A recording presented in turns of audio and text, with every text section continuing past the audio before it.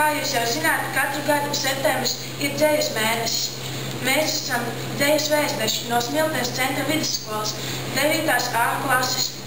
Esam ieradušies, lai iepazīstinātu jūs ar Elīnas Kubuliņas dzeju. Lūk, viens no viņas dzejoļiem – himna dzejai. Kādas skumjas apslēgas tavs sirds pustu dejā, kāpēc tik starojuši smaids spēlēs tev sejā? Ko tu lūdz zvaigznei, kas šonakt krīt lejā? To visu mēs varam uzzināt dzejā. Dzeja, tā dvēseles vienoši šķir. Dzeja, klātākās domas tajā tērtas ir. Dzeja, tā valoda, kurā runā sirds. Dzeja, kā daudz krāsains dimants mirds. Paldies saku dzejai par to, ka dēļ. Paldies, ka caur dzeju saku tevi. Dzīve kā šūpulis, te augšā te lejā, bet mēs vienmēr būsim vienoti dzejā.